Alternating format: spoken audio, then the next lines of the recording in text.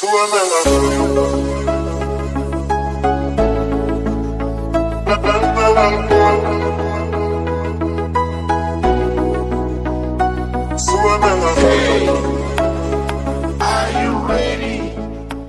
tertebak.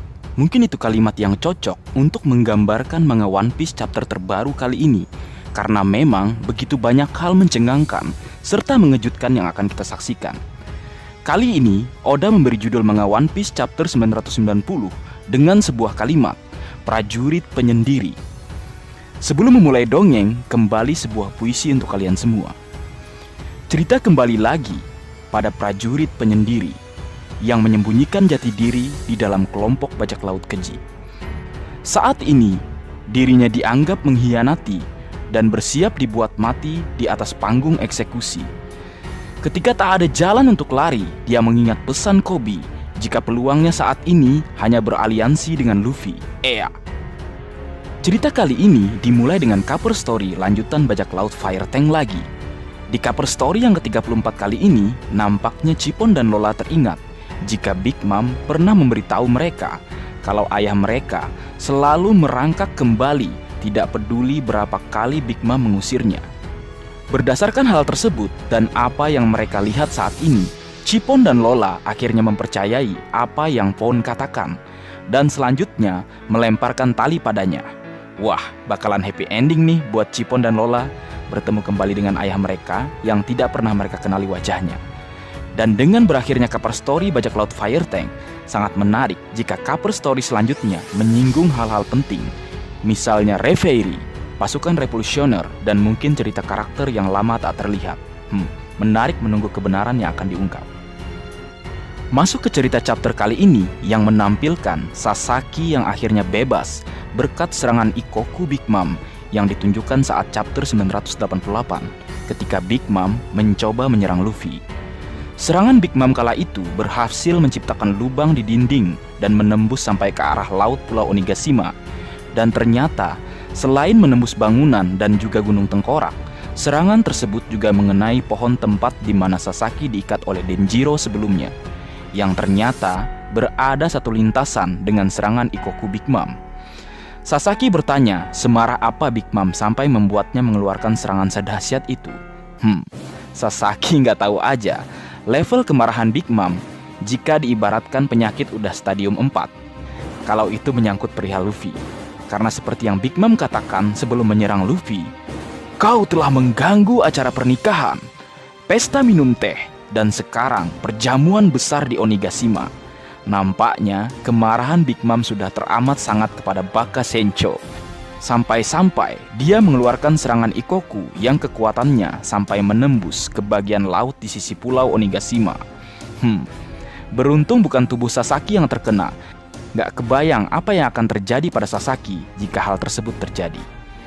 Sebuah serangan khas ala raksasa suku Elbap yang begitu mengerikan akan membuat Sasaki kehilangan bagian tubuhnya atau bahkan nyawanya. Dan beruntung Sasaki terikat dalam posisi duduk. Coba kalau posisinya berdiri, salah-salah Sasaki bisa kehilangan kepalanya. Jika kita melihat tali yang melingkari pohon yang ada di atas Sasaki, ikut terkena serangan Big Mom. Dan tentunya, masa sih iya Sasaki keikat sampai akhir Arch Wano Kuni. Sekelas Tobiropo nggak dapat panggung, kan aneh. Kroco aja dapat. Dan tentunya ada hal yang sedang direncanakan Oda Sensei untuk Sasaki. Mungkin duel melawan salah satu karakter penting, dan tentunya semua pasti menantikan apa sebenarnya kekuatan buah iblis milik Sasaki. Yang mana, seperti yang sudah kujelaskan di chapter sebelumnya, berdasarkan pernyataan kakek Hyo tentang Tobiropo, yang menurut Denjiro mereka bisa berubah menjadi dinosaurus. Dan sama seperti yang kukatakan sebelumnya, dinosaurus jenis populer tentunya akan menjadi pilihan Oda Sensei. Seperti yang sudah ada, yaitu Brachiosaurus, Pteranodon, Allosaurus, Spinosaurus, dan Pachycephalosaurus. Jenis lain seperti T-Rex, Velociraptor, Triceratops, Stegosaurus, dan Ankylosaurus mungkin bisa menjadi pilihan lain. Menarik menunggu kebenaran yang akan Oda ungkap.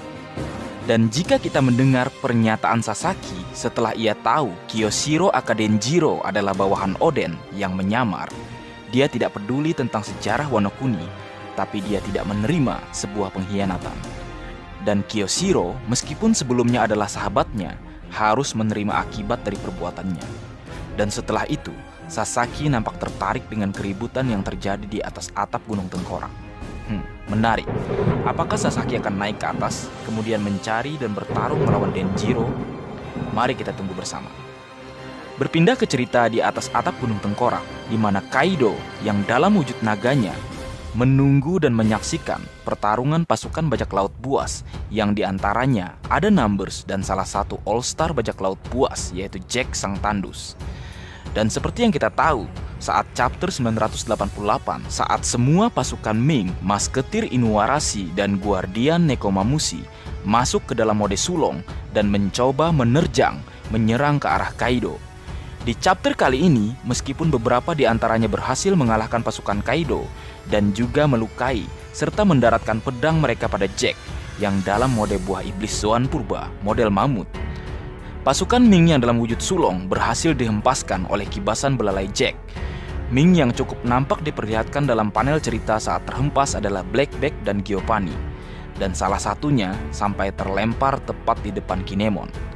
Tidak salah memang saat di Pulau Zu, Jack mampu bertarung non-stop siang dan malam melawan pasukan Ming. Bounty 1 miliar berry ternyata bukan hanya sebuah nilai belaka. Itu adalah hal yang pas untuk menggambarkan betapa ganas dan berbahayanya Jack.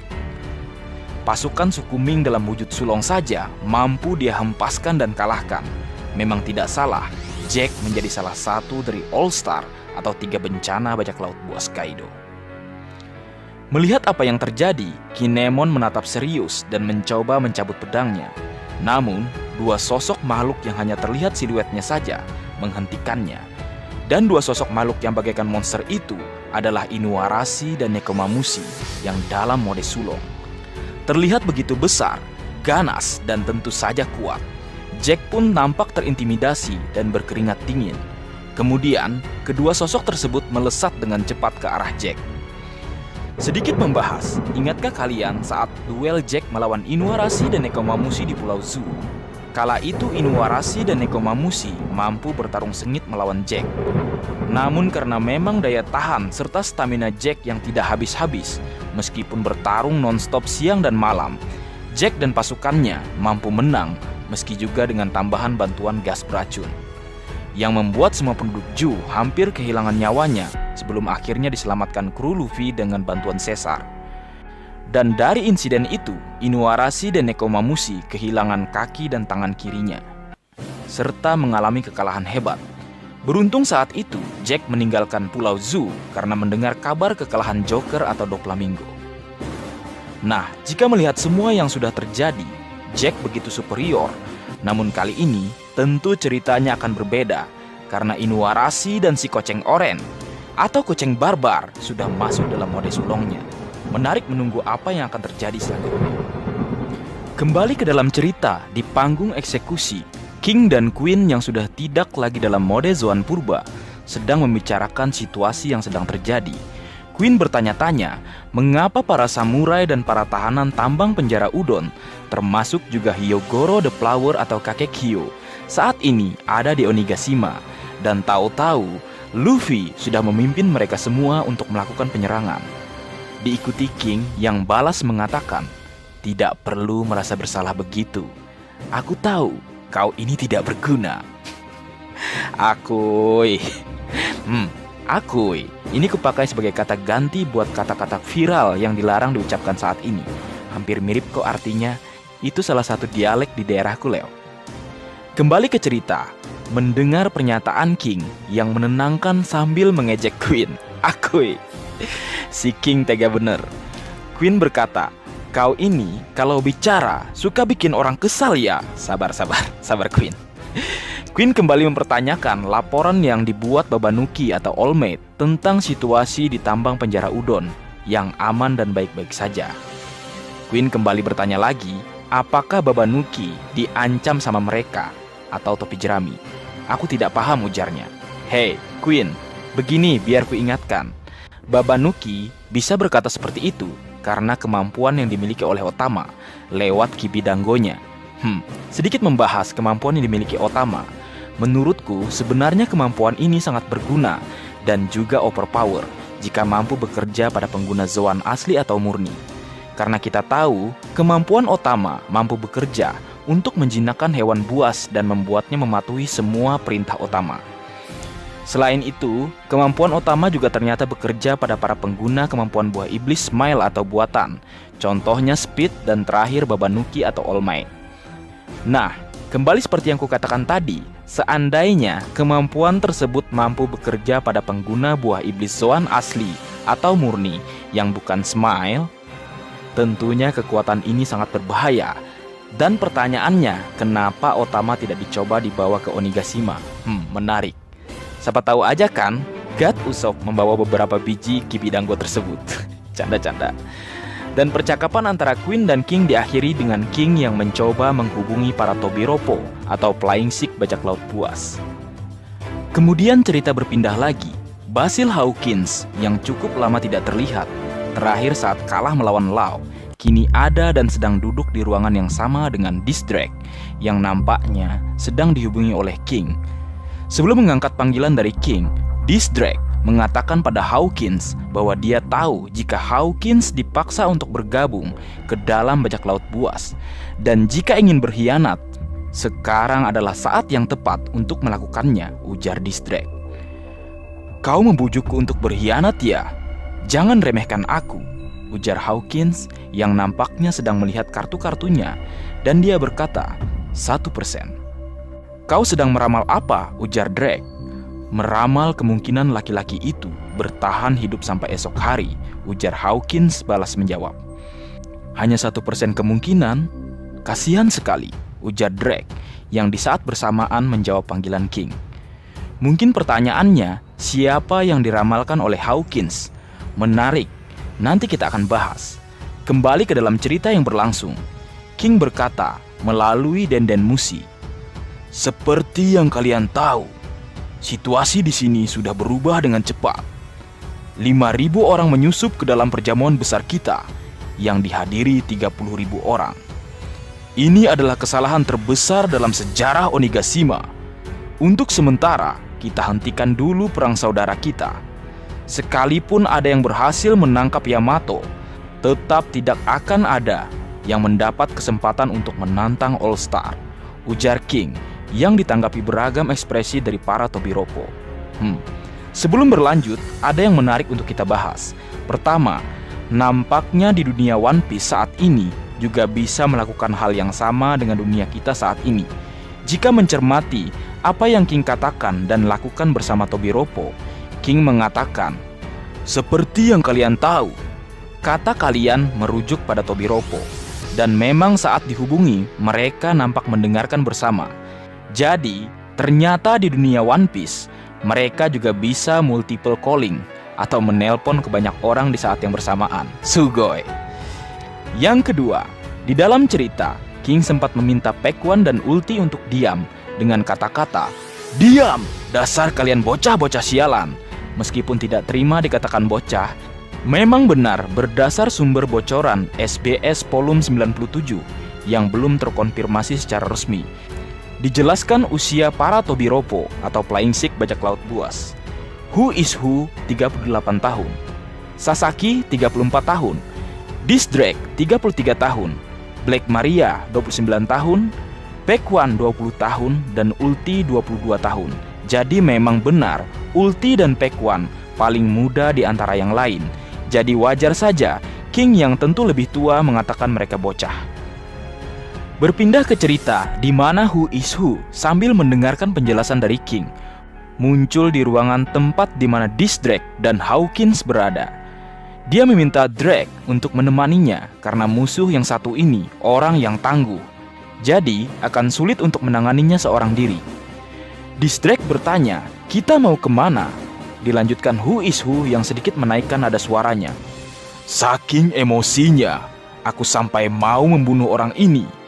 Jadi aku akan melenyapkan dia. Kita akan pergi ke tempat Queen, ujarnya. Drake berkata, jangan melibatkanku ke dalam perselisihan kalian berdua.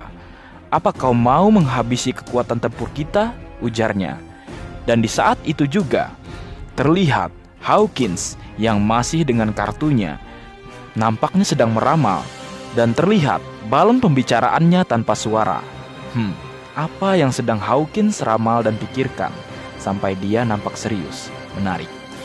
Kembali ke cerita, di lantai dasar aula perjamuan, para samurai mengalahkan dan menghancurkan pasukan Kaido. Kemudian pasukan Oniwaban yang saat itu memihak Kaido mencoba melawan para samurai yang ada di pihak klan Kozuki. Namun hal yang mengejutkan, Fukurokujo meninggalkan pertempuran dan berjalan ke tempat lain. Hotei memperhatikannya dan nampak sedikit bingung. Apa yang sebenarnya direncanakan Fukurokujo? Menarik. Para samurai mencoba menyerang kaki Numbers untuk membuka jalan bagi kru topi jerami. Mereka mengatakan Luffy dan yang lainnya harus menyimpan kekuatan mereka untuk pertempuran yang lebih penting melawan Kaido dan para elitnya. Namun di tengah-tengah pergerakan para samurai yang menyerang, dua Numbers yang tersisa setelah salah satunya ditumbangkan Franky mengayunkan gada mereka ke arah para samurai. Namun dengan cepat, Roronoa-Zoro melesat memotong salah satu gada tersebut menjadi dua bagian. Kemudian Jinbe menghentikan gada yang lain dengan satu tangannya. Sugoi dan badass memang. Kapten tercinta kita, Monkey D. Luffy, berlari sambil berkata pada para samurai, "Kalian tidak perlu memaksakan diri begitu. Monster segitu doang. Kalau mereka memang Ors, kita sudah pernah mengalahkannya. Saat itu, memang benar kami membutuhkan kekuatan seluruh kru untuk menjatuhkan salah satu yang seperti itu. Tapi sekarang sudah berbeda."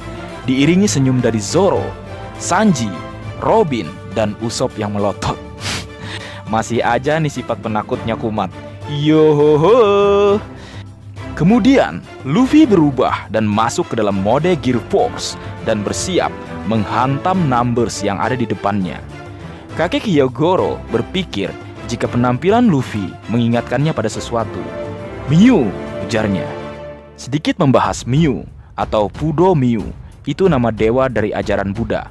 Penampilannya memang mirip dengan Luffy saat masuk dalam model Gear Force.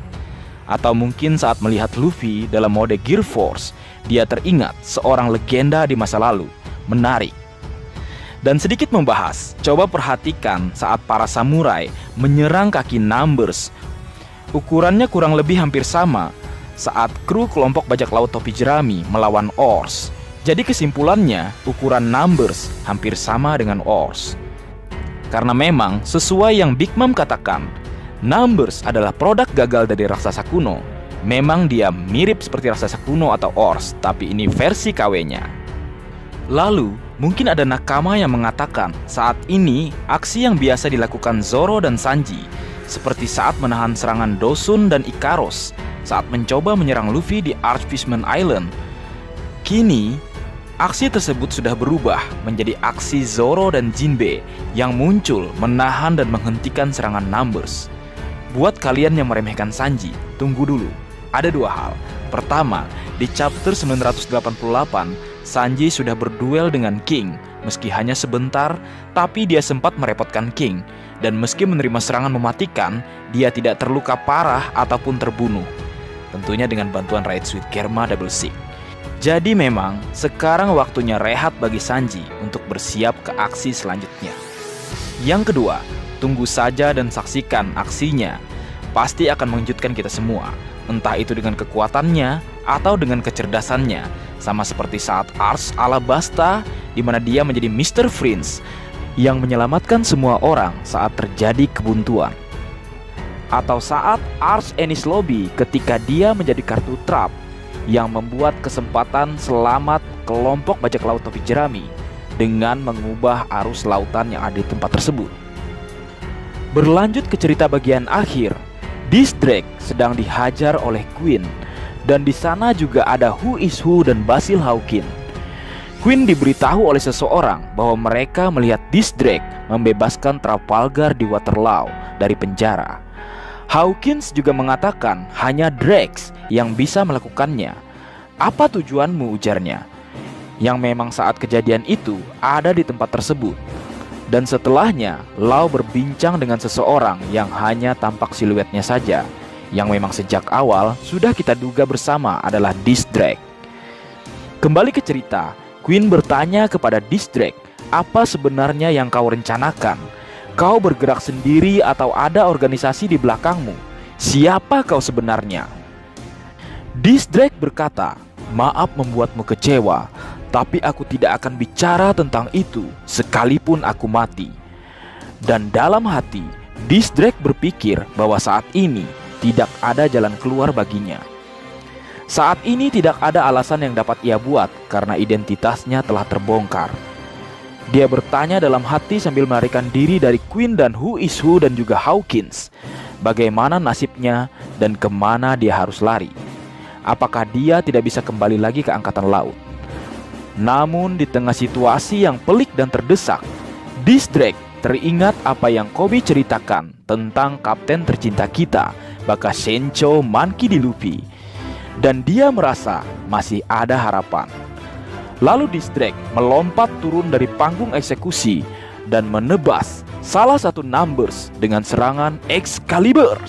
Pada saat yang sama, kapten tercinta kita menyerang Numbers yang lain dengan Gomu Gomu no Kongan. Kedua serangan tersebut berhasil menjatuhkan Numbers. Kemudian Disk Drake berkata, topi jerami, karena suatu alasan, sekarang aku juga akan melawan Kaido. Jadi biarkan aku ikut bertarung bersamamu. Dan kemudian Luffy kaget. Yap, keputusan yang tepat telah dibuat oleh Disk Drake. Memang saat ini tidak ada pilihan lain baginya selain bertarung bersama Luffy dan aliansi yang memihak klan Kozuki. Dan meskipun peluang hidup hanya 1% yang diramalkan Hawkins tentang orang itu, yang kemungkinan adalah Luffy, setidaknya masih ada peluang 1% dibandingkan Drake harus bertarung sendirian yang memang tidak ada peluang sama sekali untuk menang. 1% itu ada nilainya karena tidak ada 100 dan akan tetap 99 jika tidak ada 1. Dan ingat, di panel saat Hawkins melakukan ramalan dengan kartunya, dia nampak sedikit berpikir, apakah kalian berpikiran yang sama denganku? Apa mungkin persentase peluang naik atau berubah dari 1% menjadi lebih besar dan akan semakin besar seiring waktu yang berjalan? Saat ini, Disk Drake berada di pihak Luffy. Mungkin itu salah satu alasan yang menaikkan persentase peluang bertahan hidup. Dan itu akan terus berubah dan berubah, bertambah dan bertambah. Keputusan yang tepat telah dibuat oleh Disk Drake, karena saat bersama Luffy, hal-hal mustahil dapat diwujudkan. Jika tidak percaya, apa boleh kusebutkan satu persatu? Atau beberapa di antaranya, misalnya, masuk dan keluar hidup-hidup dari Enies Lobby dan Impel Down. Jangan menyerah karena kalian pasti bisa jika bersama. Karena kalian adalah generasi terburuk yang diprediksikan akan mengguncang dunia. Dan saat ini, 6 di antaranya berdiri di arah yang sama. Mulai dari Roro Noa Zoro, Killer, Eustace Captain Kid, Trafalgar di Waterloo, Disk Drake, dan kapten tercinta kita, Monkey D. Luffy sebagai poros utamanya. Sekian.